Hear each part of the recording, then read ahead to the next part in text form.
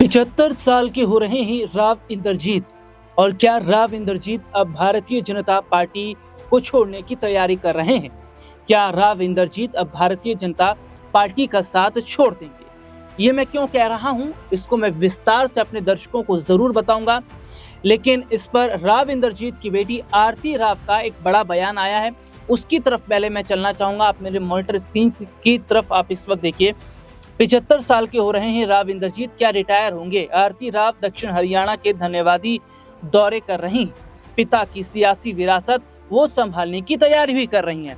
तो ऐसे में देखा जा रहा है कि जहां पिता की सियासी विरासत को संभालने की उनकी तैयारी है, दक्षिण हरियाणा के धन्यवाद कर रही हैं, क्योंकि बड़ा मौका दक्षिण हरियाणा के लोगों ने राव इंद्रजीत को दिया, राव इंद्रजीत पर भरोसा जताया।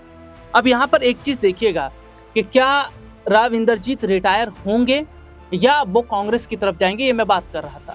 दरअसल हाल ही में आरएसएस प्रमुख मोहन भागवत का बयान सामने आया था, जिसमें उन्होंने ये कहा था कि जब नेताओं की उम्र 75 की हो जाती है तो नेताओं को अपनी राजनीति पर ब्रेक लगाना चाहिए, अंकुश लगाना चाहिए, उन्हें थोड़ा सा रुकना चाहिए और दूसरे लोगों को मौका देना चाहिए। उनके इस बयान के बाद बीजेपी के कई बड़े ऐसे नेता, कई बड़े ऐसे चेहरे जो नाराज होते नजर आए, नाराजगी साफ देखने को मिली।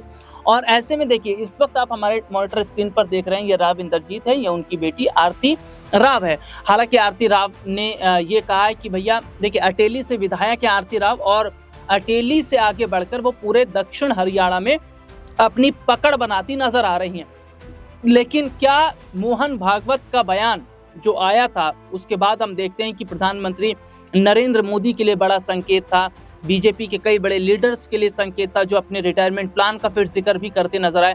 तो ऐसे में क्या अब अगली पारी राव इंद्रजीत कांग्रेस के साथ करते नजर आएंगे? बहुत पहले से सीएम नायब सिंह सैनी से नाराज चल रहे हैं, 12 से 15 विधायक उनके साथ हैं और वो ये चाह रहे हैं कि भैया उनकी बेटी को नायब सैनी सरकार में डिप्टी सीएम जैसा पद दिया जाए, बड़ी जिम्मेदारी दी जाए। हालांकि स्वास्थ्य मंत्रालय तो है, लेकिन अभी इसके लिए बीजेपी तैयार नहीं है। तो अब ऐसे में देखा जा रहा है 75 के हो रहे हैं राव इंद्रजीत, और क्या अब राव इंद्रजीत यहाँ बीजेपी से अलग कांग्रेस की तरफ जाते नजर आएंगे? क्योंकि मोहन भागवत के बयान से वो भी सहमत नहीं थे। अगर राव इंद्रजीत बीजेपी छोड़कर कांग्रेस की तरफ जाते हैं तो क्या उसी दिन सीएम सैनी को अपने पद से इस्तीफा देना पड़ जाएगा, या राव इंद्रजीत की नाराजगी को बीजेपी दूर कर पाएगी?